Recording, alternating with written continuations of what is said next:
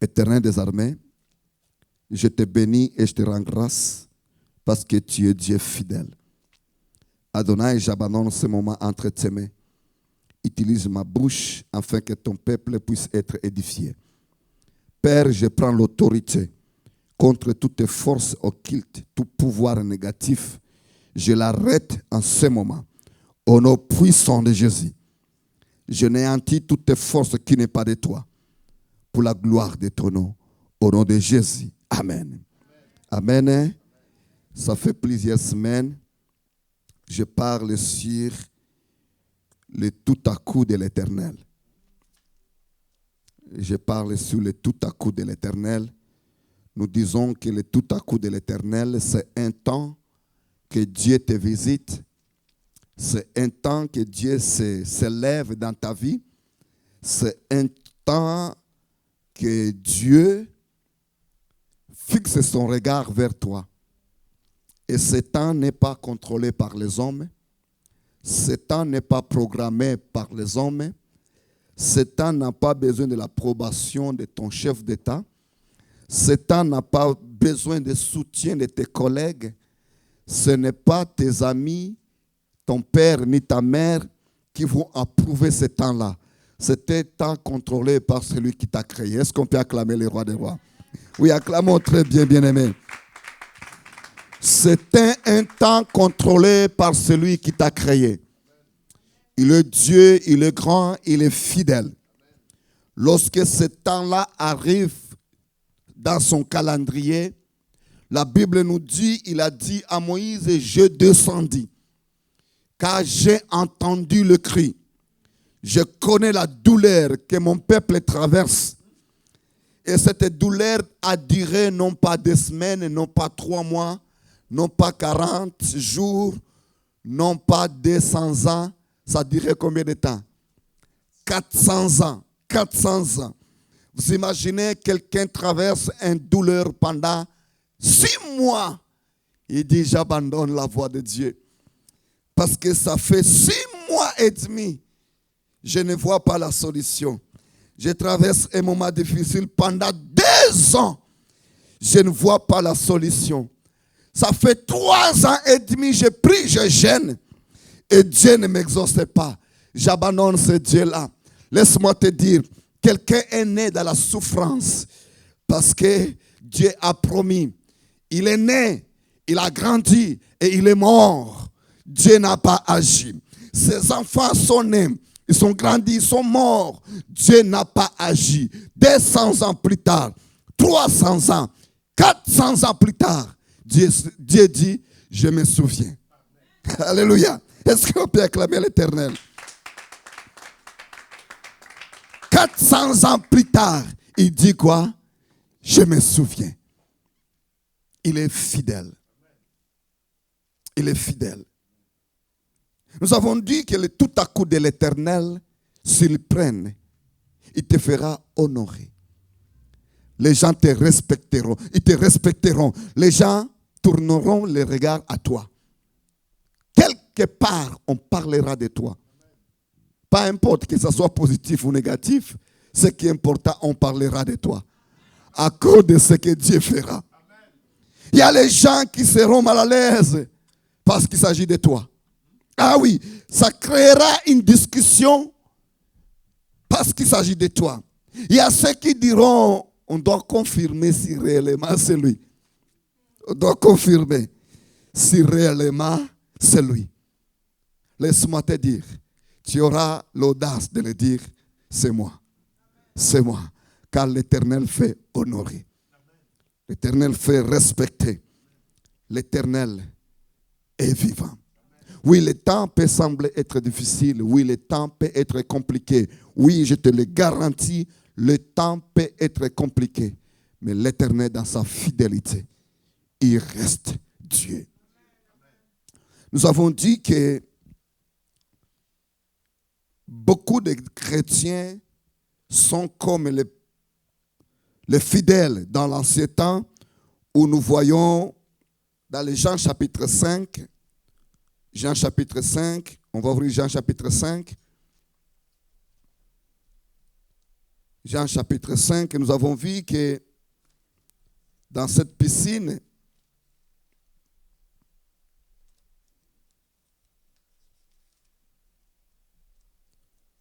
nous sommes Jean chapitre 5, verset 1 à 9.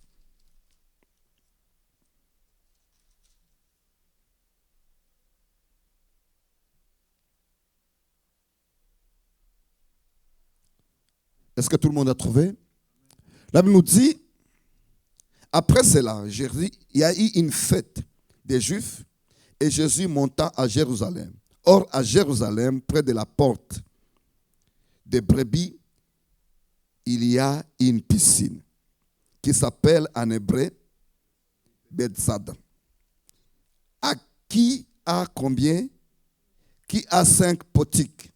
Sous ces portiques étaient couchés un grand nombre de malades, des aveugles, des boiteux, des paralytiques qui attendaient le mouvement de l'eau. C'est très important. Il y avait beaucoup de monde qui attendait le mouvement de l'eau. Verset 4. Car un ange descendait de temps à temps, Le temps que l'ange descendait n'était pas connu par l'homme. Ah oui, le temps que l'ange descendait n'était pas programmé par le gouverneur. Ce n'est pas un chef d'État, ce n'est pas un général, ce n'est pas un ministre qui a dit voici le calendrier sous lequel l'ange de l'Éternel descendait. C'était un temps réservé seulement dans les secrets de Dieu. Dans les secrets de Dieu. Dans l'église, il y a un temps qui est dans les secrets de Dieu, sous lequel Dieu bouge dans son peuple. Dieu descend. Dieu visite son peuple. Dieu se manifeste à son peuple. Et ce temps-là est programmé que par Dieu lui-même. Mais il y a un problème ici. Malgré qu'il y avait beaucoup de monde, ce n'est pas tout le monde qui était guéri. Ce n'est pas tout le monde. Que dit la Bible? Est-ce que quelqu'un peut lire pour nous? Tu peux allumer ton micro.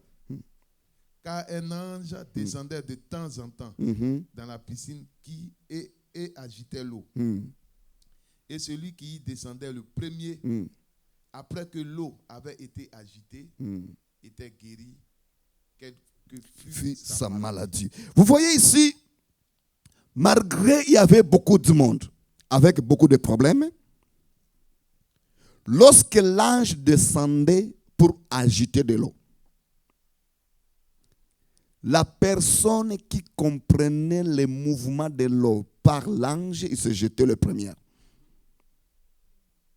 Pas importe sa maladie, il était guéri. D'où la personne qui ne dormait pas, la personne qui n'était pas distraite, la personne qui était concentrée à discerner le mouvement de l'eau, de l'ange et du vent, parce que le vent aussi fait bouger de l'eau. Les feuilles qui tombent dans l'eau font bouger de l'eau. Les gens qui se lavaient dans l'eau faisaient bouger de l'eau. Et les gens qui peut-être nettoyaient leurs assiettes faisaient bouger de l'eau. Mais tous les mouvements ne faisaient pas les miracles. Ah oui, tous les mouvements dans l'église ne font pas les miracles. Tout le bruit dans le corps du Christ ne fait pas la différence. La seule bruit qui fait la différence, c'est lorsque l'esprit est en action. Amen. Et ceux qui comprennent que l'esprit est en action, ce sont les gens qui ne dorment pas. Ce sont les gens qui ne sont pas distraits. Aujourd'hui, dans l'église, nous avons beaucoup de monde qui sont endormis. Spirituellement. Ils dorment spirituellement. Nous avons lu Ésaïe qui nous dit, réveille-toi. Réveille-toi. Lève-toi et sois éclairé.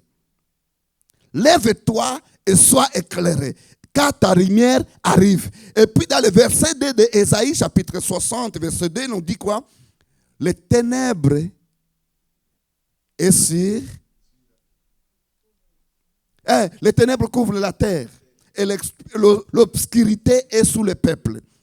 D'où nous sommes entourés aux esprits méchants dans les lieux célestes. Nous sommes entourés d'un système qui n'a pas pitié.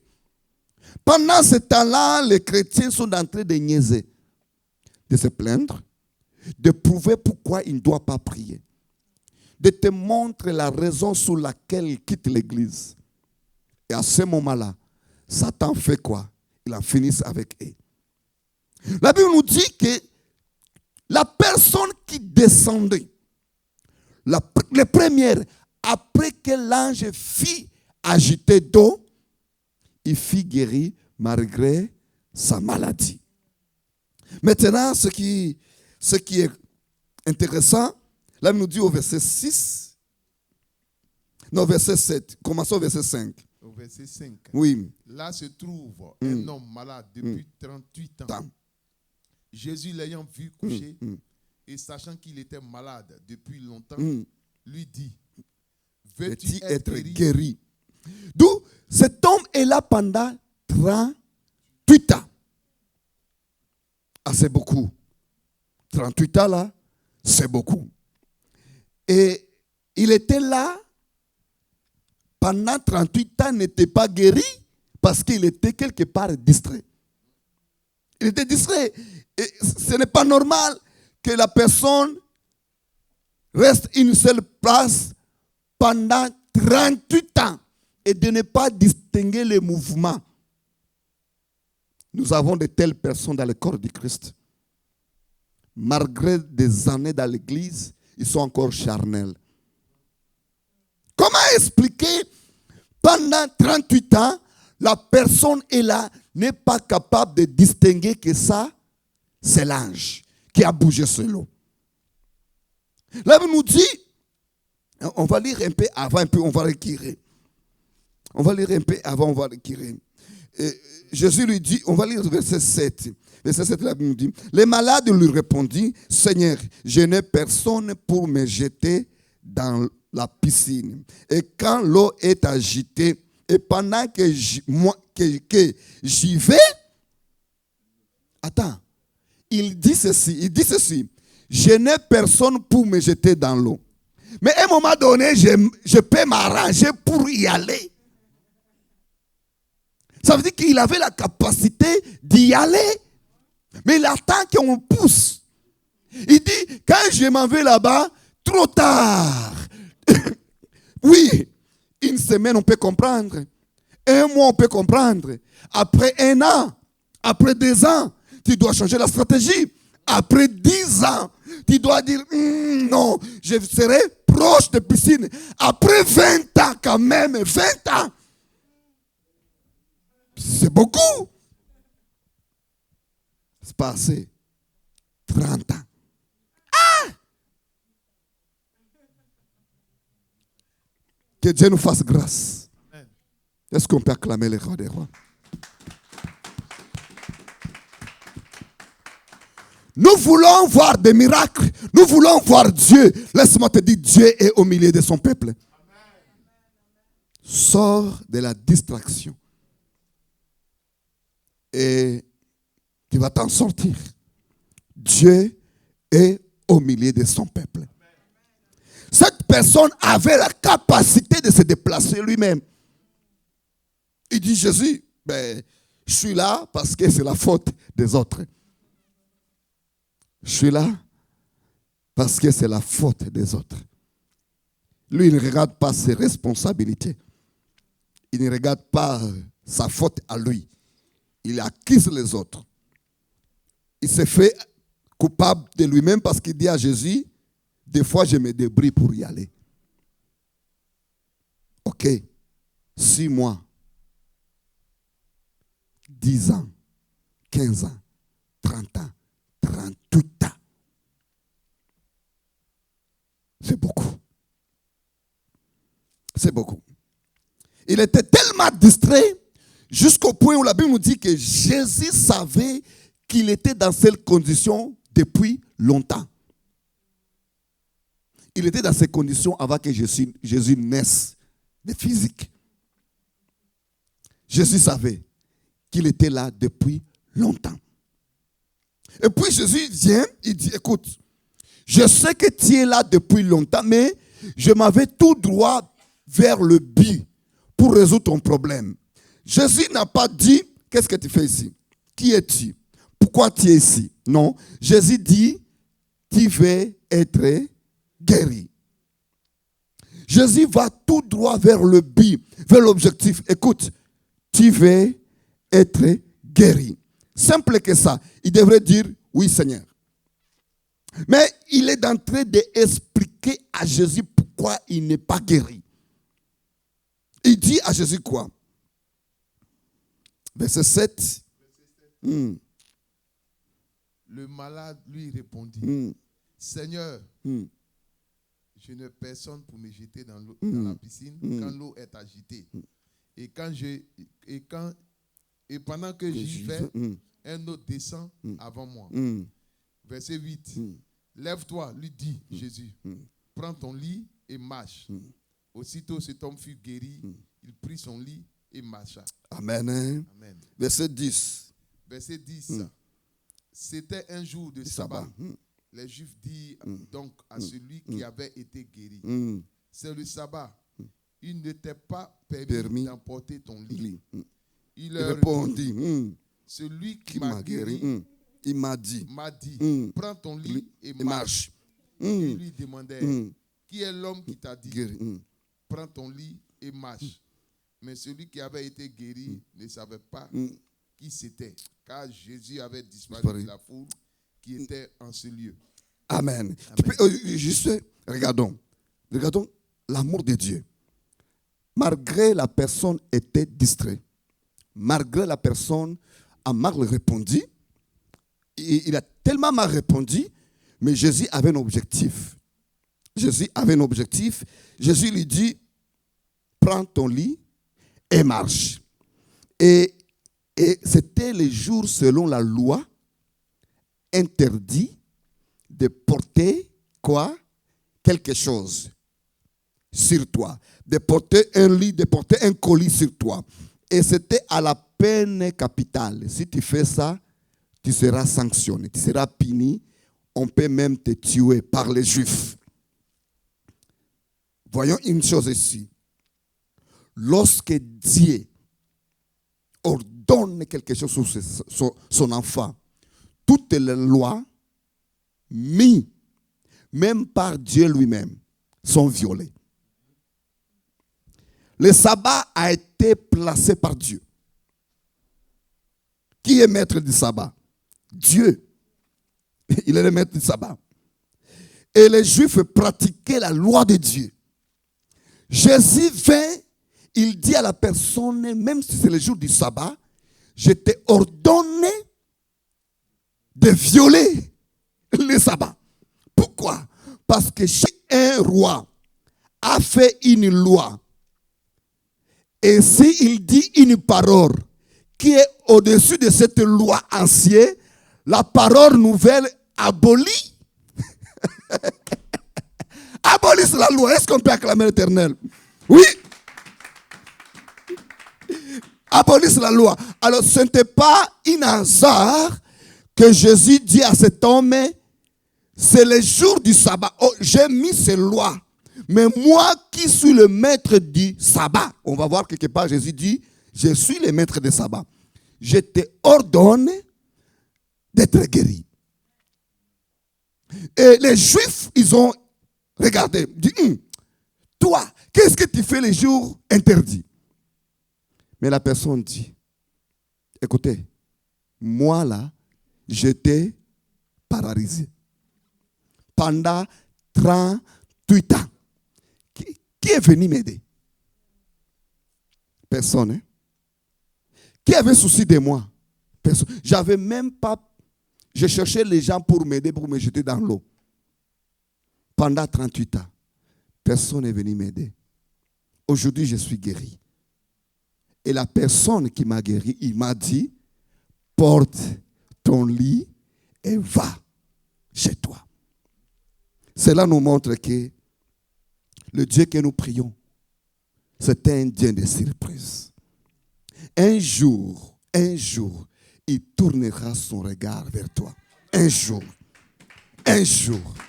il tournera son regard vers toi. Oui, le temps de Dieu, c'est le temps. La Bible nous dit, un ange descendait le temps en temps. Et à chaque fois il descendait, celui qui n'était pas distrait était guéri. Donc, la chose à faire aujourd'hui dans l'église, ce n'est pas être distrait. Car tu ne sais pas par qui Dieu va te visiter. Quel moment, c'est quelle étape où Dieu va se glorifier dans ta vie. Il ne faut pas être distrait. Nous avons vu Luc chapitre 19, verset 1. Je répète un peu pour qu'on puisse avancer bien. Luc 19, verset 1. Nous avons vu Zachée. Qu'est-ce qu'il a fait? Hein? La Bible nous dit que cet homme voulait juste voir Jésus. Tout ce qui lui intéressait, c'est de voir Jésus. Est-ce que nous avons la soif de voir Dieu? Non pas ce que Dieu nous donnera, non pas ce que Dieu fera dans nos vies, mais nous voulons juste voir Dieu. Cet homme s'est dit, je vais voir Dieu, je vais voir Jésus. Mais la nature ne m'a pas donné la taille.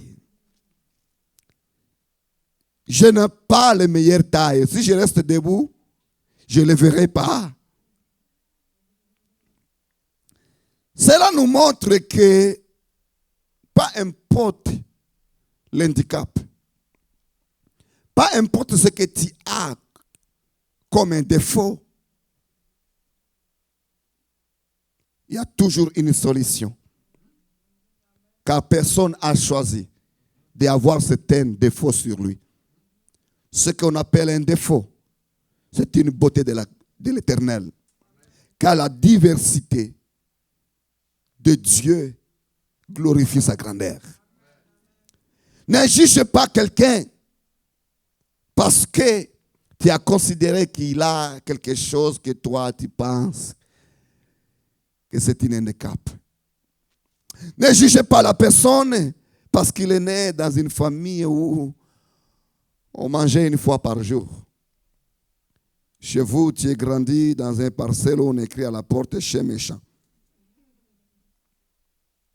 Il y a les gens qui ne peuvent pas parler à certaines personnes parce qu'ils n'ont pas grandi dans le même quartier. Laisse-moi te dire, l'Éternel est souverain. Il t'a fait grâce. L'autre aussi, il a fait grâce à sa manière. Cet homme a dit, malgré que je n'ai pas la taille, mais je vais voir Jésus. La chose qui m'a beaucoup attiré, c'est qu'il connaissait par où Jésus va passer. Nous pouvons lire cela.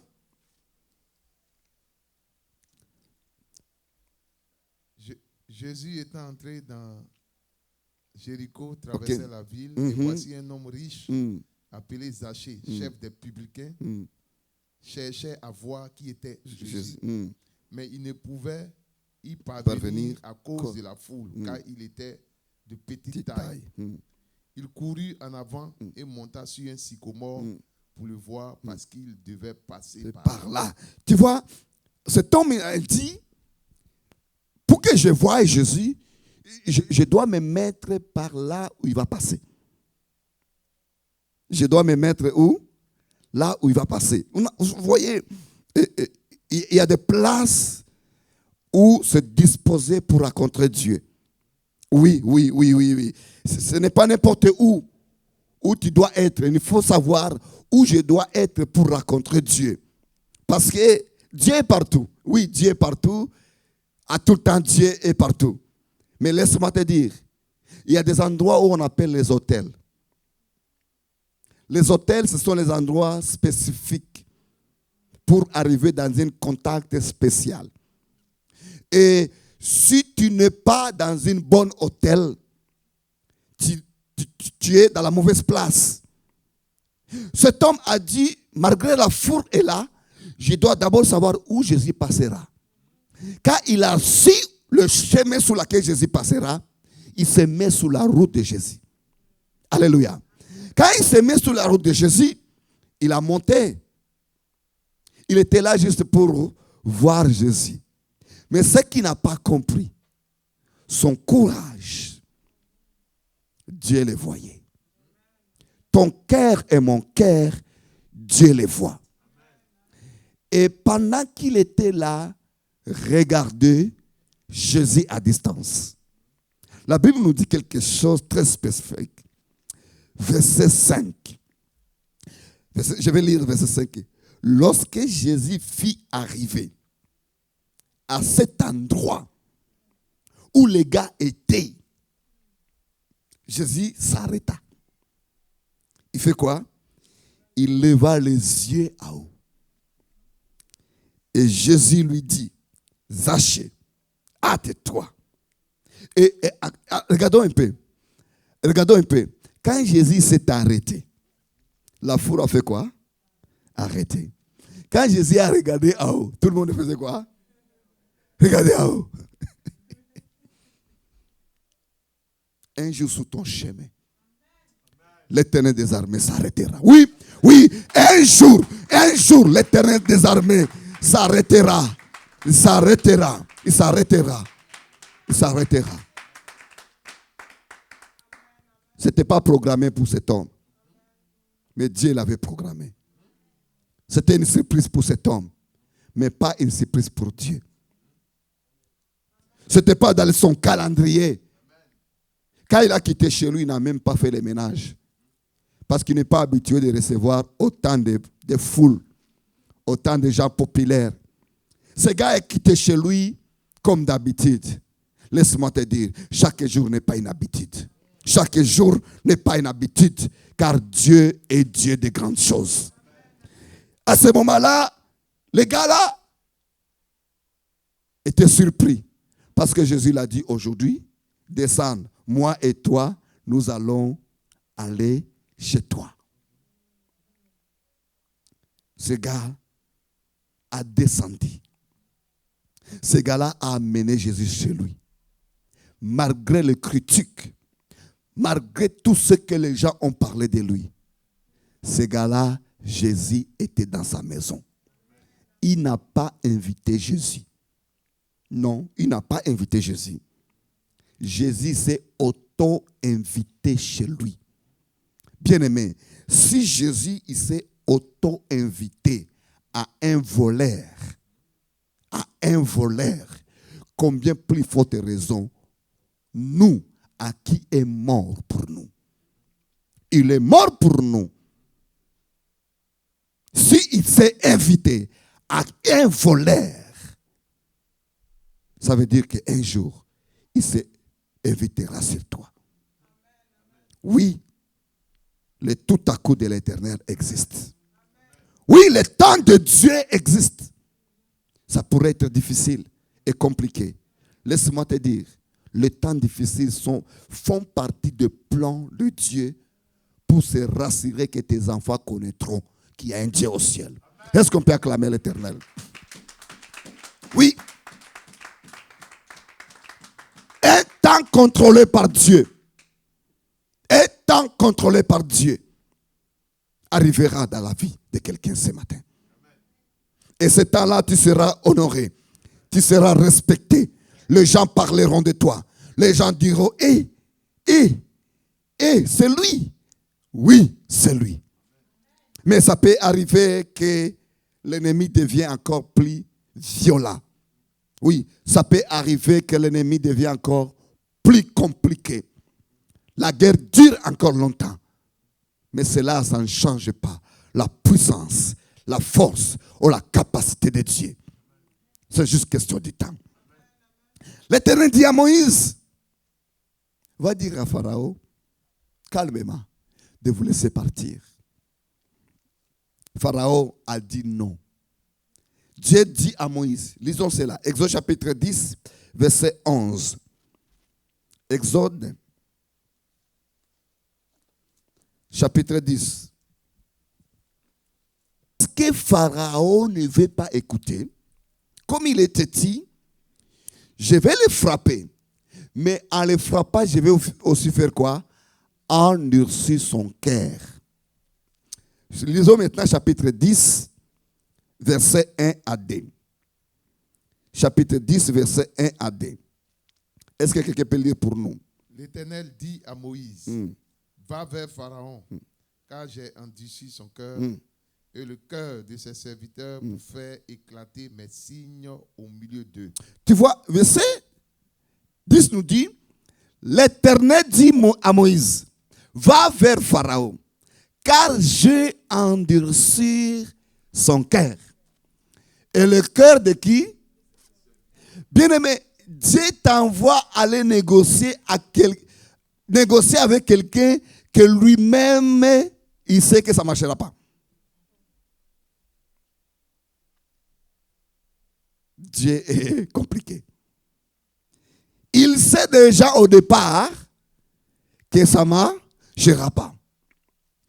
Mais il te dit quand même, va négocier avec lui. Tu vas aller là-bas, il avertit à Moïse, tu vas frapper un béton. Ça ne marchera pas ta négociation, mais va le faire. Pourquoi? Il y a une raison. Dieu dit, à cause de cette complication, je vais faire quoi? Qu'est-ce qu'il va faire? Je ferai éclater mes signes au milieu d'eux.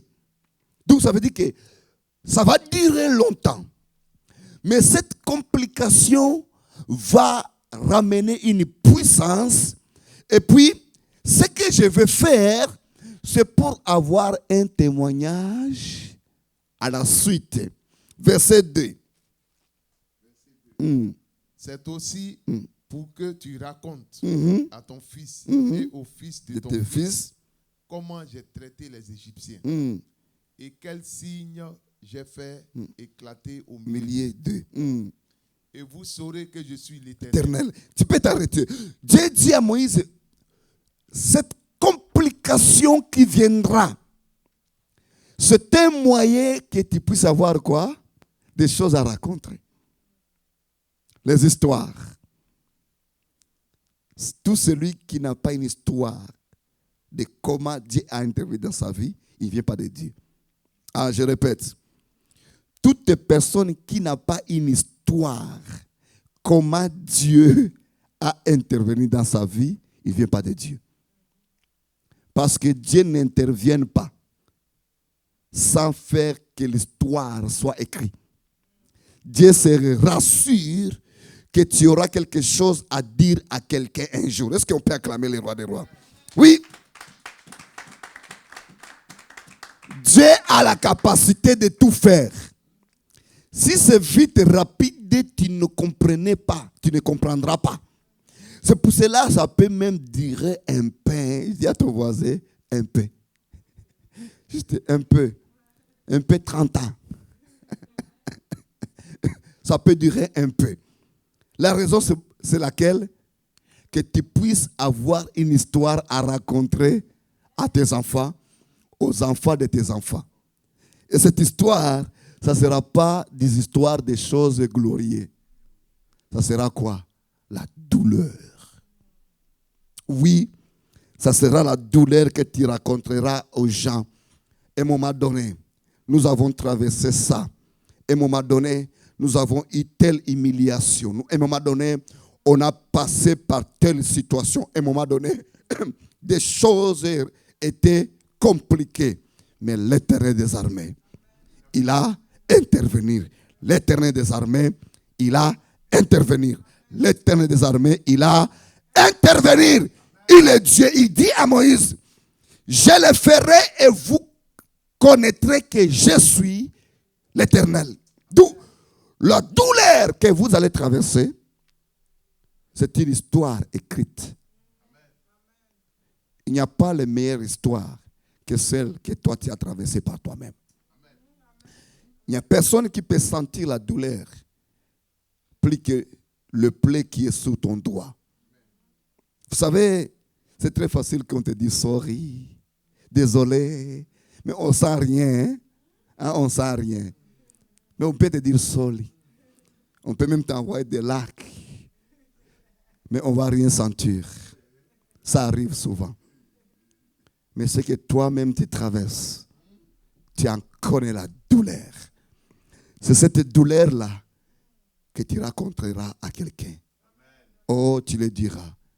À un moment donné, telle humiliation est venue. J'ai pleuré, j'ai prié. Il y avait silence total.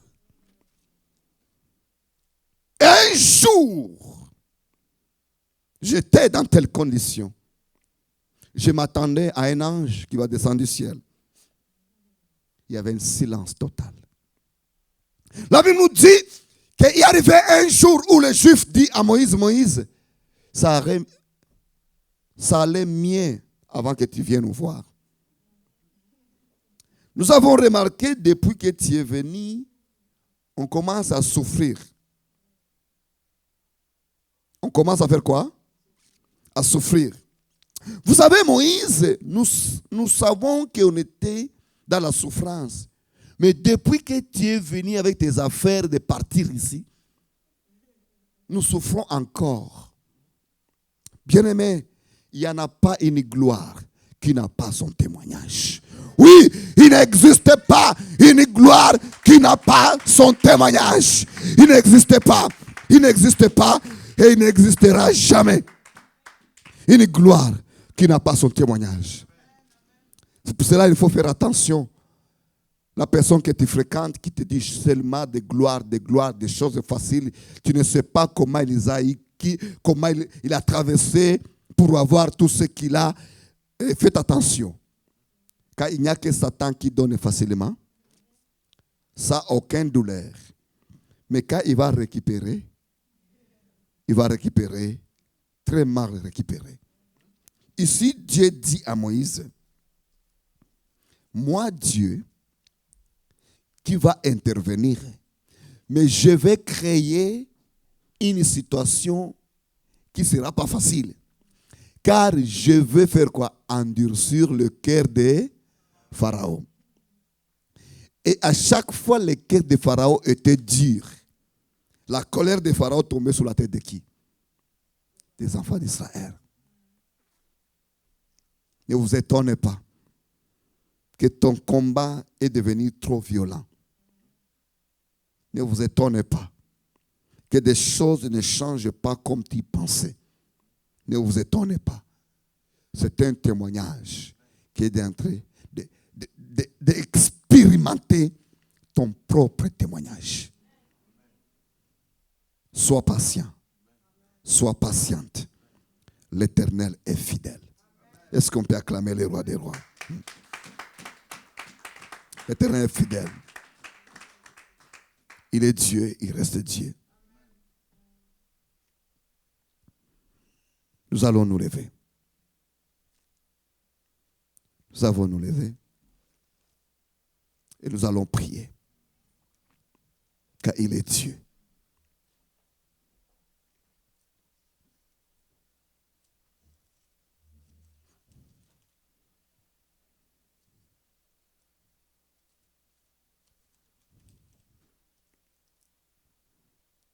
Bien-aimé, le tout à coup de l'Éternel ne regarde pas ta position sociale. Le tout à coup de l'Éternel ne regarde pas ta réalité. C'est le temps fixé par Dieu. Et ce temps-là n'est pas limité par l'homme. Mais je te conseille de ne pas rester endormi. Réveille-toi. Réveille-toi, toi qui dors. Parce qu'à chaque fois, tu baisses tes bras. À chaque fois, tu dors. L'ennemi avance encore. L'Éternel est vivant. L'Éternel agit. L'Éternel intervient. Mais seulement ceux qui sont réveillés, ils expérimentent son mouvement. Nous allons dire, Seigneur, donne-nous la force. Donne-nous la force qu'on puisse être sous nos gardes. Prions. Oh toi,